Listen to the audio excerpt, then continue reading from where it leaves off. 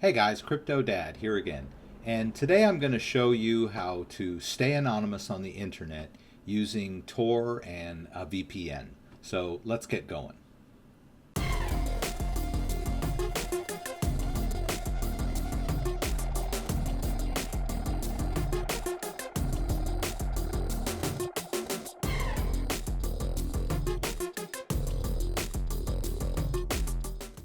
So in this video, I'm going to demonstrate how to achieve a reasonable amount of privacy and anonymity on the internet.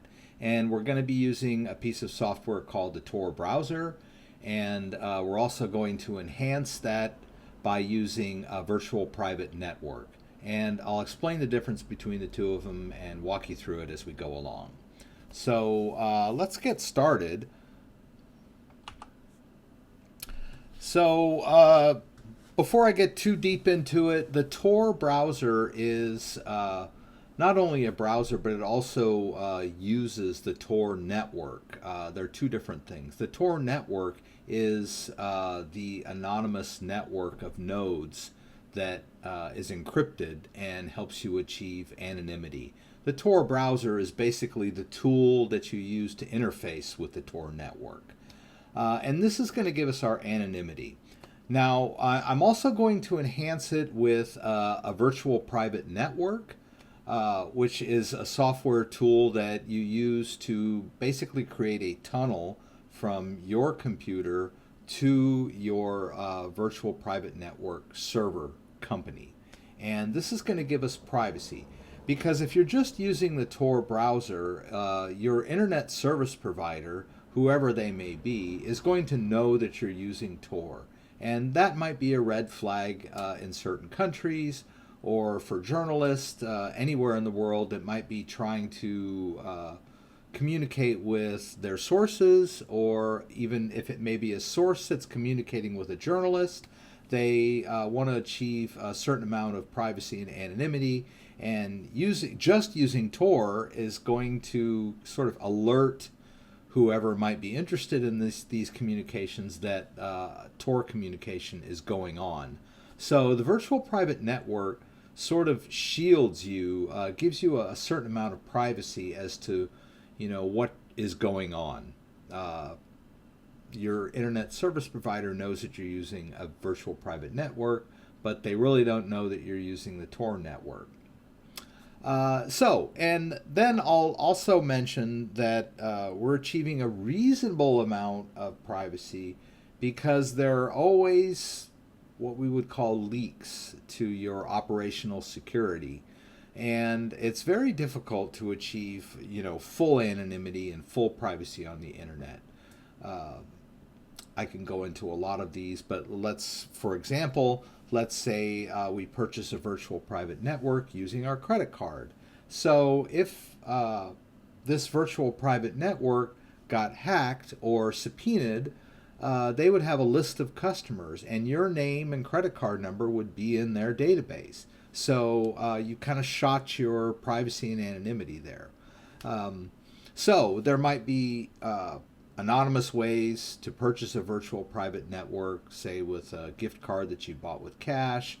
And then, of course, if you're operating from your home, you might get traced back to your IP address in some way or form. So you might be leaking some information at some point that might reveal your real IP address. So we're just talking about reasonable privacy and security. In order to achieve total anonymity, you might want to, be on a computer that has no link to you whatsoever, that you formatted and you never use at home, you only use at coffee shops. And then that motherboard might be registered to you if you purchased that computer with a credit card. So it would be somewhere, a computer that you bought with cash in a place that you don't usually frequent. So there's all sorts of really hard ways to achieve full anonymity, if that's even possible. So we're just talking about a reasonable amount of privacy and anonymity. So we're going to do a VPN here that's recommended from the Privacy Tools page. Now, I'll put this link down in the description. One of the first things that they mention when it comes to privacy is a VPN. So you can see it's pretty important. Now I'm going to choose NordVPN because it has quite a few servers. So we're going to choose Get NordVPN. All right, and then you can choose the plan that you're after, your email address, and then you go down here and you choose your preferred method of payment. Yeah, you're going to get a little message from them on their website that's asking you to check your email. You're going to get an email that asks you to activate your account. You'll click that link. I'm choosing Windows. The vast majority of the people out there using computers are running Windows. Okay, I'm going to let it install in the default location.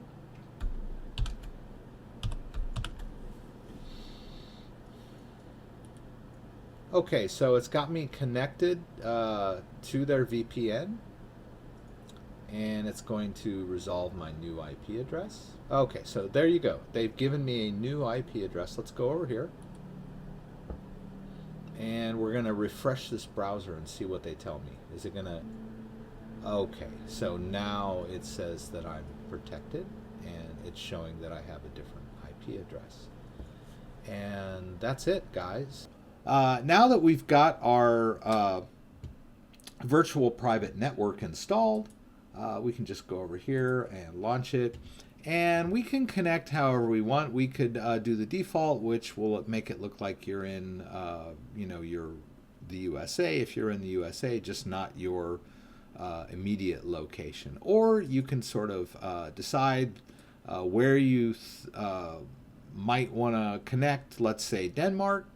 We can connect to a server in Denmark, and that makes our IP address look like we're in Denmark. So, and that gives us privacy. That gives us a certain amount of privacy.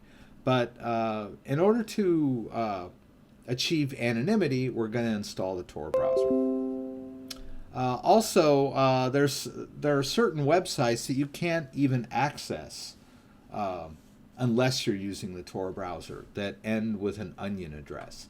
So the Tor browser will give us anonymity and a certain amount of functionality. So once we've connected with our VPN, let's head over to the Tor website. Okay, this is what the Tor website looks like. We can go over here to the download Tor. All right, and we're going to download the Tor browser for Windows. We can just click on this big purple button here. And it's going to ask us where we want to install. You can just drop it into your downloads folder. That's fine. Or wherever you think is appropriate.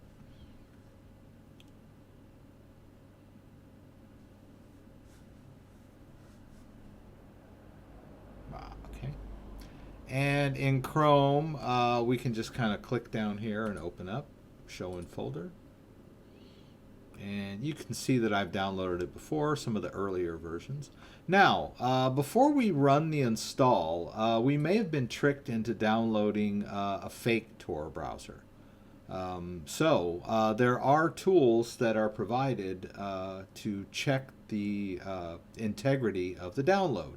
Not only the integrity as to whether it got corrupted or damaged during transport, but also if someone may have switched it with something else, a man-in-the-middle adversary, so to speak. So we have some tools here, and it's called a signature. So here we have a signature, and in order to use these tools, we need a few other little pieces of software. I won't go too much into this because I have some other videos on how you set up this software, but I am just going to go ahead and quickly demonstrate how we verify the Tor software. Because with Tor, it's very important that you verify it for its integrity, because it's a prime candidate for bad guys to masquerade as the Tor browser. Because they know you're looking for anonymity, so they masquerade as the legitimate Tor website. Now, I'm pretty sure I'm on the Tor website, but why trust my judgment when I can use cryptography? All right, so the pieces of software that we're going to need are GNUPG. Okay, GNUPG is privacy guard software that allows you to use encryption tools for many things, sending messages and encrypted email, encrypting and decrypting messages, and also verifying the integrity of downloaded files and cryptographically signed, which is what we're going to do today. You'll want to, if you go to downloads here, in my case, I'm using Windows, so I want to use the GPG for Windows. All right, and that's the website there. We can download that, and that gives us several tools that we can use to verify the integrity of this download. So I've already downloaded it. Now I'm going to download the signature, which looks like this. It's a bunch of ciphertext. The easy way to get a hold of this into a compatible type file would be to just right-click on this guy and save link as. And we'll just drop it right next to, you can see I had one from an earlier version of Tor, but I'm just going to save it in my downloads folder. Now that I've got the file and the signature, the last little component that I'm going to need is the developer signing key. That's how you actually run this verification. And so how do we get that? We can use this little what's this link to find out more about what verification is. And we go over here to their signing keys page. And there's quite a few signing keys here. I'm just going to use the main one, which is this one up here. Okay, so we're going to copy that key there, and we're going to launch a little sub-program that came with the GPG for Windows called the Key Manager. All right, so as you can see, I have a few developer signing keys in this key ring already, but I want to add that Tor browser developer signing key. So I'm going to go up here to Server, Retrieve Keys, and I'm going to paste in that key that we pulled off their website. This one right here. Pretty straightforward. We'll just click OK. We'll wait a couple of minutes.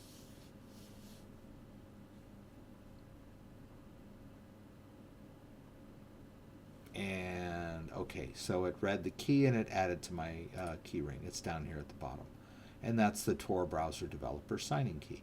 Now we can look at this fingerprint right here and verify that it is the same fingerprint that's on listed on the website. So let's go down here to the Tor browser developers, if I can find them. Let's look over here.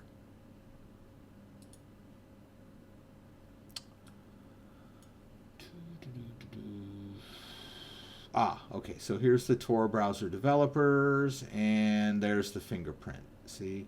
It's the same as EF6E, right? And then let's pop this guy back up here. Right, you can see it's the same one. So that's one level of verification. You can go a lot deeper. You might want to get this from a different website so that you're not trusting the website completely.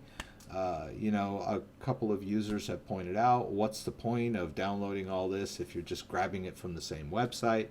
Perhaps the people that are trying to fool you also put this fingerprint on there, and that's reasonable.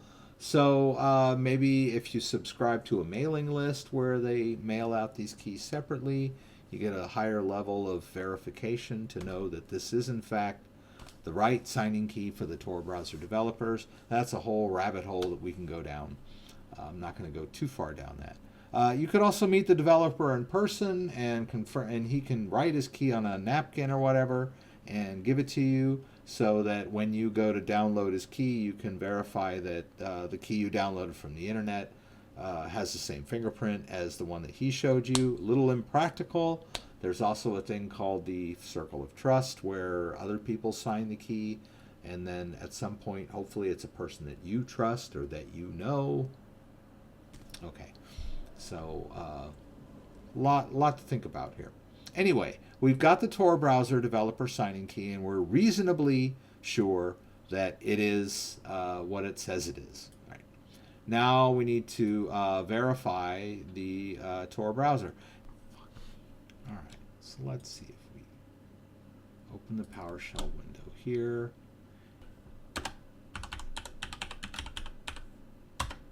Okay, so I do have GPG installed, and by typing GPG version, I can see that I have GPG installed on this computer, latest version, maybe not the latest, but latest enough. And let's do a dir. Yeah. All right, so down here are the new ones that I got, the Tor browser exe ASC file. All right, so that's the, we'll do a copy, command, control C, and copy that into our clipboard. And then we're going to do a gpg -- verify. And what we're going to verify is that file. And we'll hit space, and then we'll just paste again. And as you can see, the file has the same name as the key. So we're verifying, this is the name of the file that we want to verify. This is the signing key that the developers provided to us. So we're going to hit enter. And hopefully it's going to tell me that that's a good key. Okay, so it says good signature from the Tor browser developers, which is what we're looking for. So we've cryptographically verified the integrity of that downloaded file, and for all intents and purposes, we know with a reasonable amount of verification, we know that that was the signing key. Now, we do get this warning that tells us that we don't know that that is the real owner. But like I said, we checked the fingerprint, we verified the fingerprint, and if you want to run down that rabbit hole and go to that full verification, full tilt by contacting other people or the developer themselves, you know.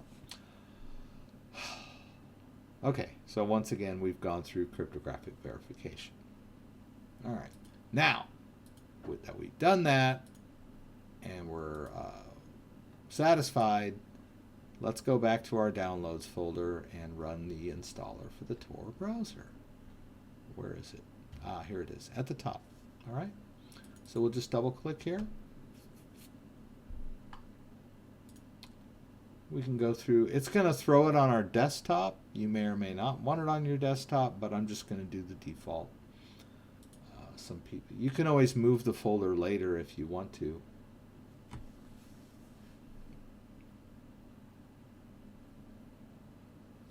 All right, and I suppose I'll let it add to my shortcut menu or whatever it wants to do. All right.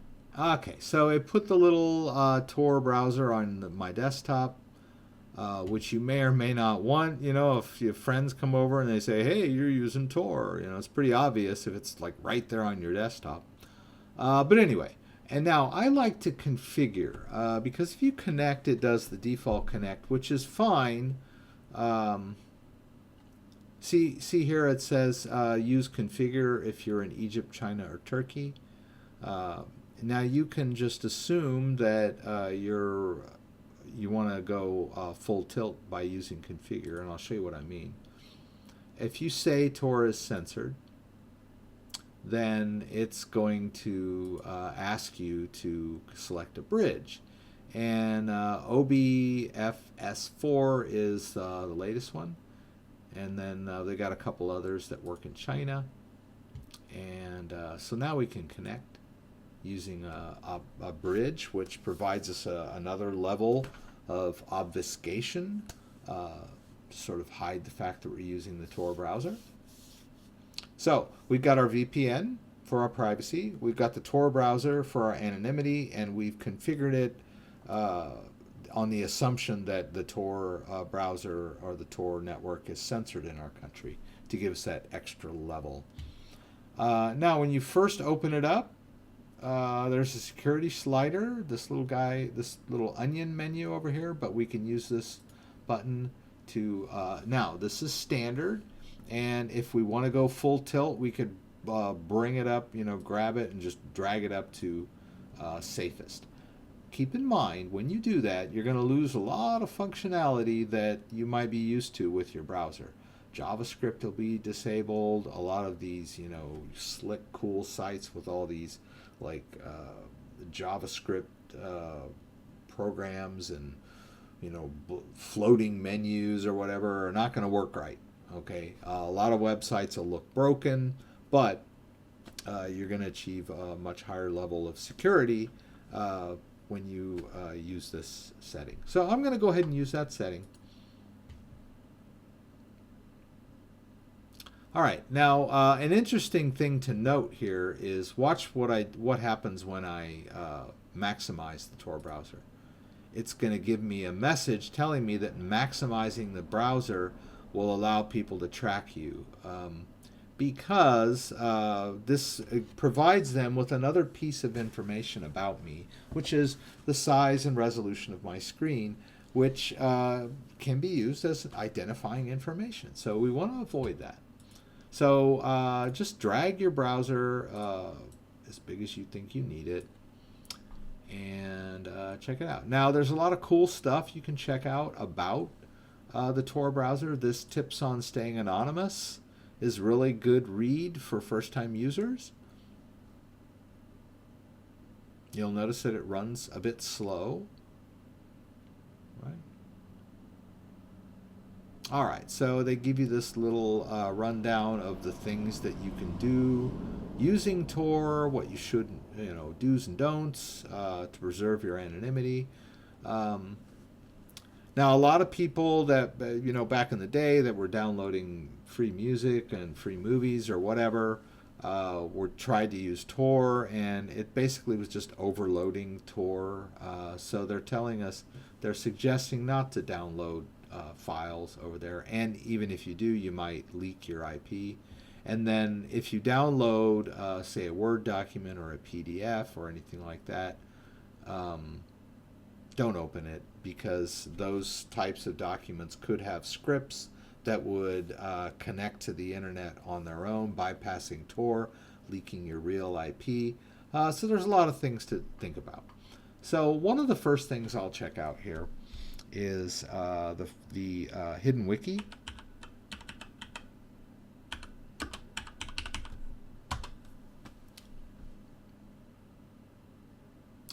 Now you'll notice also that Tor, the default search engine for Tor is the DuckDuckGo search engine, which doesn't gather any identifying information of the people that are searching, which is nice. And then so here we've got the top. I get a hit here, the hidden wiki. Let's see what it connects to. All right, so it gives me the hiddenwiki.com. We don't want the .com version. Let's see if I can find an onion version of the hidden wiki. Here we go. Here is the hidden wiki onion site. And when the web address ends in onion, that means that the website is encrypted, and it can only be accessed using the Tor browser. So if you're using the Tor browser, you'll want to try to stick as much as possible to onion addresses, which are going to give you a much higher level of security than the ClearNet addresses. All right, so here I've got hiddenwiktor.com. All right, I don't want .com. That's traceable. I'm encrypted, and I'm using the Tor network, but the exit node, the website that I'm ending up on, is not. So depending on what I'm connecting to, like for instance, when I'm running Tor browser and my VPN, I don't want to connect to my Amazon account, right? Because that's a dead giveaway. Rex is using a VPN and Tor to connect to his Amazon account. You want to avoid that stuff. You don't want to check your Gmail when you're on Tor. You don't want to check your Yahoo Mail. You don't want to do any of the things. You don't want to connect to any of your normal kind of stuff. And this is where we get into the convenience of the Tor browser. When you're on Tor and you're using Tor, you're not going to be able to do all the things that you normally do. Don't, especially, for God's sake, don't visit your Facebook page when you're on Tor. Okay. Right? Don't do anything that is, personally connected to you when using Tor. If you're going to use Tor, just do what you want to do on Tor. And then when you're done with Tor, exit the Tor browser, and then you can go play with all your personalized stuff, right? Okay, so now we're on the hidden wiki. We're on the hidden wiki site that ends in an onion. Okay, and so here's all the kind of stuff that you can play around with. I'm not judging anybody for whatever they want to get into, but there's a lot of sketchy things here that you may or may not want to poke around in, right? So it's entirely up to you. But it's kind of cool, This is not the kind of stuff that you would normally run across on ClearNet. Okay, so you'll notice that there's a lot of nice, interesting things that you can. There's Tor search engines. There's financial type services where, kind of sketchy stuff. Here we go. The Onion wallet, anonymous Bitcoin wallet, and Bitcoin laundry, which I'll poke around in a minute. Some commercial services, file sharing type stuff, Tor sharing, images, paste bins, web hosting for anonymous websites, blogs, essays, a lot of forums that you can get into where you can talk with other people anonymously, some anonymous email services, some social networks that you can connect to and deal with other people without revealing your identity, political advocacy, some whistleblowing stuff, some hacking stuff, some audio, some videos and books, politics, drugs, religion, weapons, erotica. So I'm not judging anybody, whatever you might want to explore. But because I'm the CryptoDad, I am going to kind of touch on this Onion wallet. Let's see if it pulls up. Oh, that's another thing about the deep web, is that you may not always be able to connect to these sites. They're on and off again. So, and you have to be really careful with these Bitcoin mixers. They basically, you can send your Bitcoin to them and they will mix it with other Bitcoin addresses and transactions and then send it back to you. They charge you a percentage type fee, and this is supposedly kind of washing your Bitcoins so that your Bitcoins are anonymous. But you have to remember where they're coming from and where they're going, can be personally revealing. So, okay, so I was trying to get on to as you can see, the blockchain, the blockchain.com wallet website does have an Onion address so that you can access it anonymously, so that they can't really tell where you're coming from. But I cannot seem to get the link to the free wallet to work. It just keeps bumping me back to this. Okay, so I'm just going to leave it here. Maybe in another video I'll go into ways of creating anonymous Bitcoin wallets or engaging in anonymous Bitcoin transactions. It's a bit tricky and difficult to achieve that kind of anonymity when using Bitcoin. But it is possible. There are ways to do it, not always with certain sites, but there may be ways to do it. Another alternative is to use privacy-based cryptocurrencies like Monero or Verge or Digital Note. Not Digital Note. Yeah, I think some of the privacy-based cryptocurrencies might be the way to go if you want to try to keep your financial transactions anonymous and private. But I think I've gotten you far enough to get you started, and look for more videos down the road. Once again, thanks for joining me. If you liked the video, give me a thumbs up. If you would like to subscribe to my channel, I would really appreciate it. When you do, there's a little bell next to the subscribe button, which will allow you to be alerted whenever I post a new video. Once again, thanks for joining me, and hope to see you again soon.